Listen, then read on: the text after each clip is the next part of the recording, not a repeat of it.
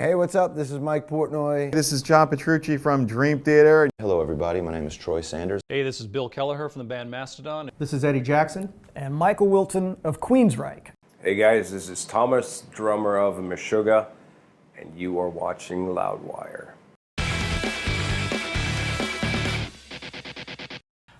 Your father worked as a DJ at a local radio station, and this helped you gain an appreciation for music at an early age. Absolutely, that is fact. My dad did many things. When I was born, he was actually making a film at that time, and he was like in circles here in New York City with like Martin Scorsese was coming up and Brian De Palma was coming up. But his film never came out. He went on from there to do a bunch of other things, including working at a radio station, KRML in Carmel, California. He saw the movie Play Misty for Me with Clint Eastwood. And in that movie, Clint Eastwood was a DJ at KRML, Carmel, California. And my dad was like, that's the life I want. So he picked up, moved to Carmel, and got a job at that radio station. Damn. Yeah.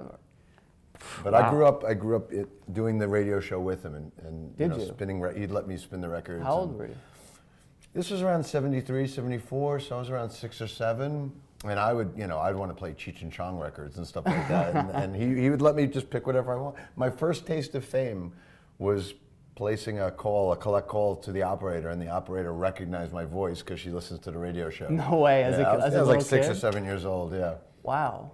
Metropolis 1 was originally known as Crumbling Metropolis. That sounds about right. That sounds about right? Yeah, I think so. It says sometime around 89, Crumbling was dropped. Part 1 in the title was originally added by yourself as a joke, as no sequel was ever intended at that time. Well, you know what? We were huge Rush fans. Of course. You know, and like whenever you see a Rush song with Part 1 and listen, it's like you got to do it. Mm-hmm. You know, so the Part 1 was like.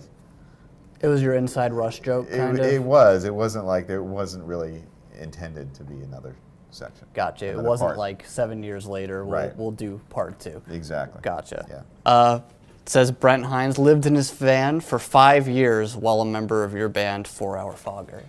Yeah, he would live in vans, boat sheds, oh boy, abandoned apartments, various box cars at the train station. I can picture it. And when I befriended Brent, he was currently living in Birmingham, Alabama. And he said he wanted to move to Atlanta for a bigger music scene. Yeah. And I said, well, this is my address. I wrote it down. And shortly, within days, there's a knock on the door, and he just moved all of his stuff into his van. Perhaps he stole the van, I don't know. And knocked on my door, and we became dear friends and bandmates. So was he just parked outside of your place entire time? He parked in an alley. He parked in it. That's great. I can still picture him actually doing that to Living this in a day. van? Yeah. Well, his van is now a bit of a nicer house, but he probably still treats it like a van. Okay, Troy. Yeah. I got some coffee and beer for you. Coffee and beer? This one. I'm listening. Over the first 4 Mastodon records, you guys had specific concepts in mind, specifically the classical elements of fire, water, earth, and ether, but Remission does not deal with a particular theme, but it is loosely based on the theme of fire. Instead of fire, songs like Crusher Destroyer, Where Strides the Behemoth, and Old Nessie deal with the theme of fictional creatures. So it's fire, not fire. Concept. It is loosely based on fire. That's only 3 songs of many. That's 3 pieces of a larger puzzle. Yes. Remission is loosely based on fire. Yes. We're also fascinated with mythology, Yes. ancient creatures, anything of epic proportions. There you go. So it's those 2 things can be combined. Unlike coffee and beer. Okay, so Love not coffee quite and coffee beer. and beer. All All right, right. I'm sorry. Peace Okay, out. hold-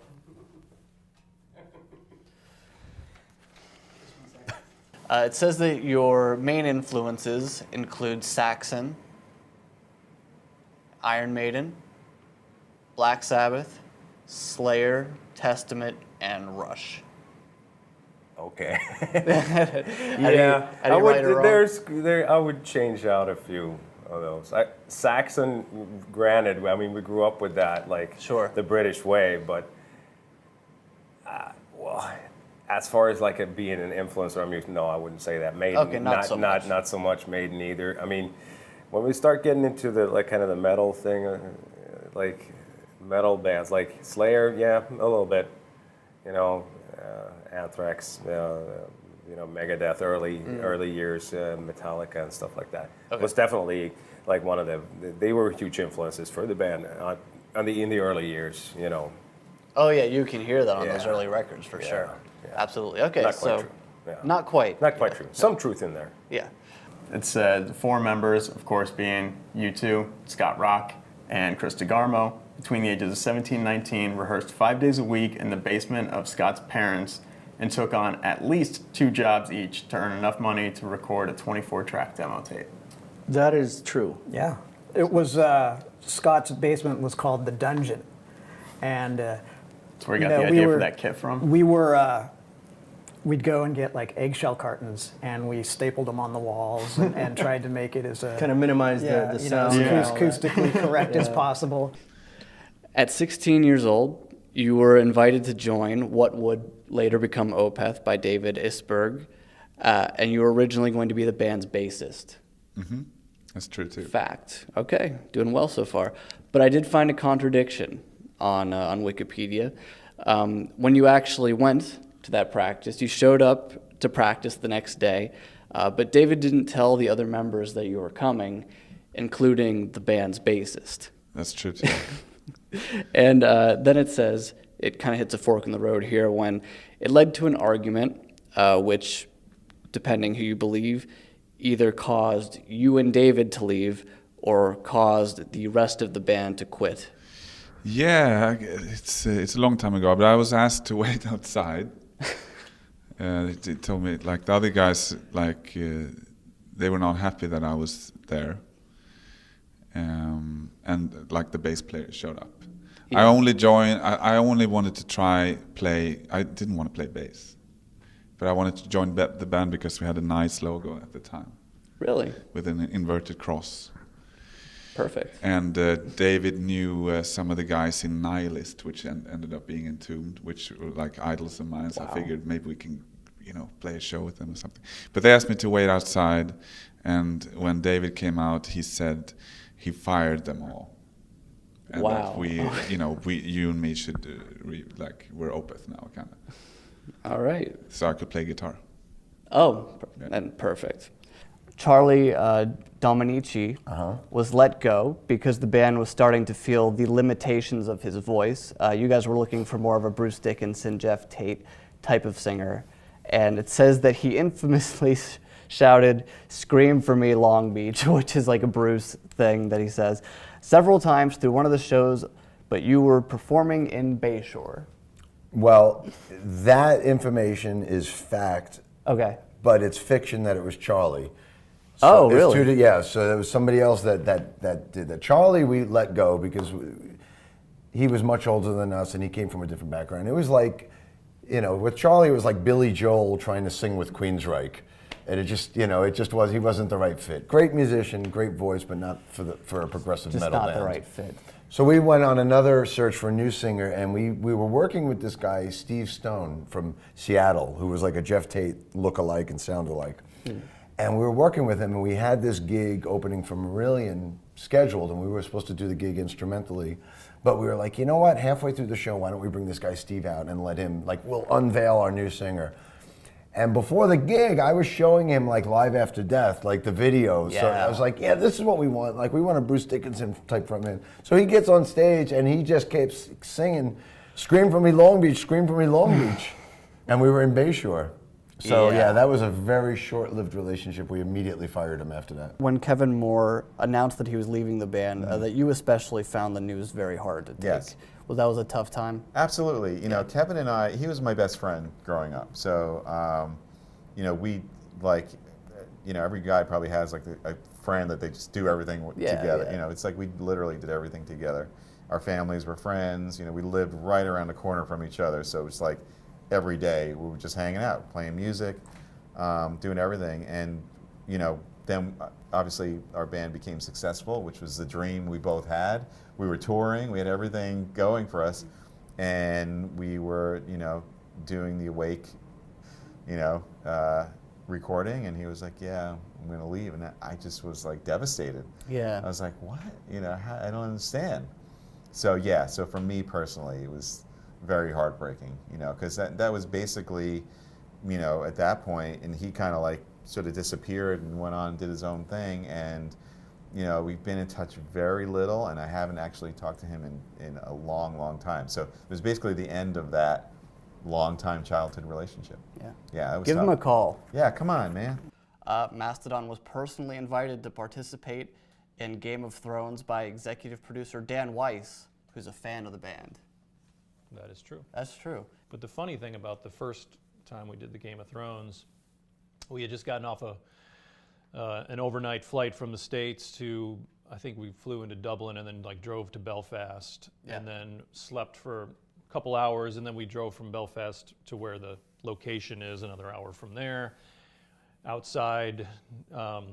And there are thousands of us, and all of us, you know, we're wildlings. We have the long hair and you know, big beards, and I was so tired. I kept laying, you know, they'd like, okay, lay down, everyone lay down, and then when we say 3, you rise up, and that's when you come back to life, you know. Right. I don't want to do any spoilers if you haven't seen it yet, but so anyway, I'm coming back to life, and they're like, okay, and there's thousands of us on this beach, and they're like, okay, we're gonna do it all again, and we just kept doing that all day. But one time, I fell asleep with my eyes open because I was so deliriously tired and jet lagged that I was just, you know, when you get tired, I was just so comfy because I always thick coats on and stuff, and I was kind of laying there. And all you have to do is stand up.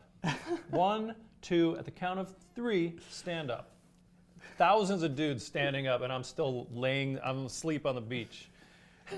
Oh, and you know, they're giving us special treatment because we're in the band, and he likes us, and he's putting us right in front of the cameras and everything. And I hear 3, and I'm daydreaming, laying there, and I'm like, oh shit, I better stand up. And I'm like, yeah, watch you know, who's the idiot in the front row? You can't stand up. You're out of here. Just imagine, Bill, get up, get up. And I mean, it was also cool because we were playing in Ireland right around the same time, and like, I don't know, 90% of the dudes that were there came to the show. Oh, they came? So they all come one by one with these crazy, scary masks on. I'd be like, oh, dude. Hey, man, really love your band. I want to shake your hand and blah, blah, and talking to you through this crazy, and you're just like, oh my God. Hey, what's up, man? Don't scare me like that. It says that when Mastodon was formed, the band members were all working 40-hour weeks and committed to the band in their spare time. Yeah, I think that's why. Yeah.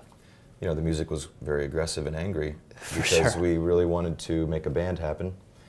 So we were working construction. I was framing at a frame shop. The other guys were working in late night restaurants or all day restaurants. We all had just, you know, the day jobs.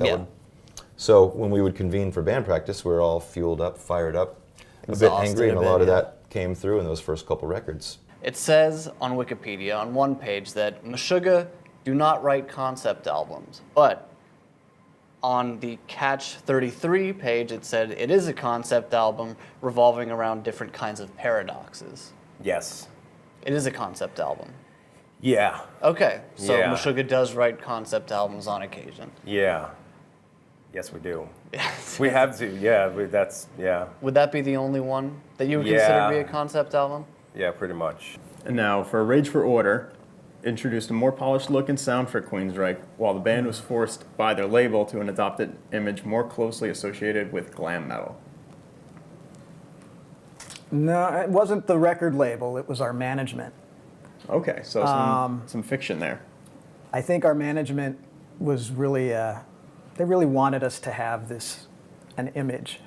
And we all thought the music was our image. Mm-hmm. But they convinced us, you know, to try and go for this, I don't know, long hair and jeans just wasn't enough. Romantic vampire look that, you know, startles my kids. Basically, we didn't have a sense of direction back then. Yeah, we didn't know what we were doing, you know. Well, there were some certain sounds on that album that we actually created by ourselves. Like what? Like on the end of Walk in the Shadows. Mm-hmm. At the very end of the song, you can hear this thunderous low end that was really it's a thunderous low end sound at the very last end of the song. The very end of the song, walk with me, and then it just explodes. Mm-hmm. Right. That was really a door slamming from a car in a parking garage, and we mic'd it. We recorded it and mic'd it several times. Well, we mic'd it and recorded it several times, and that's what. That's where that sound came about. That's cool. You have referred to Opeth's first performance as probably the worst appearance one could have witnessed. Yeah, I might have said that. Yeah, because it was pretty bad. Yeah. And it also says that after that first performance, the bassist and guitarist immediately left the band. Did they? I can't really remember who played guitars with me. Oh yeah, it was my friend. Yeah. I'm not sure if they were part of the band. Actually, they just kind of helped out. Oh, okay. Yeah, but they certainly didn't do any more shows. It was horrible. Yeah. It was bad. Yeah, I think about that still. Really? Like 1,000 or so shows into my career, I can still think about that gig. Horrible. It was. What's the mental picture that it sticks to your nightmares about? Well, we that gig? didn't know the songs, and we were opening up for Therion, the band Therion, which were like they were a death metal band. That's a big deal for a first show. Yeah, and there was like a couple of other bands, can't remember. But I had my back towards the audience the whole show because the drummer didn't know the songs. I had to kind of next riff now, that type of shit. And the bass player, he wasn't even on stage. He hid in the curtain, like standing on the side behind the curtain. And we did an improvised grindcore song. You could pull that off. Of course you can. It's shit, And they stole the microphone. Like the audience stole the microphone stand from David. So there was a fight in the middle of the song. And they also threw snus, snuff. Like spit? Like stuff. It's tobacco. like skull? Yeah. Like chewing tobacco. They threw it in his face, I remember. Oh, God. And I also remember because the next day there was a Morbid Angel show in town. They ended up not playing. They canceled or something. But I was in line for that show, and there was a couple of guys behind me or in front of me like, did you see David's fucking band last night? It's like, no, I didn't see that. Oh, good, it was fucking shit. I was like, little did they know. Yeah.